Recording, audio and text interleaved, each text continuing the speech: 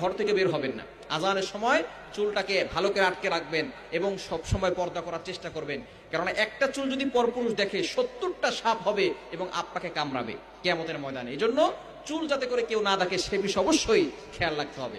চুল যাতে করে কেউ না দেখে সে বিষয়ে খেয়াল করবেন, এবং আজানের সময় চুল খোলা রেখে বাসার ছাদে আপনার মেয়েকে পাঠাবেন না, বাসার ছাদে আপনার স্ত্রীকে পাঠাবেন না, ঘরের বারান্দায় যেতে দিবেন না, কারণ এই সময় যদি কোনো শয়তান সে নারীকে দেখে নারীর প্রতি বেশি আকৃষ্ট হয় এবং ছোট বাচ্চাদের প্রতি অ্যাট্রাকশন দিয়ে থাকে, আসর করে থাকে। এই সময় চুল খোলা রেখে ঘর থেকে বের হবেন না, ঘরের বারান্দাও যাবেন না, মাথায় কাপড় দিয়ে রাখবেন।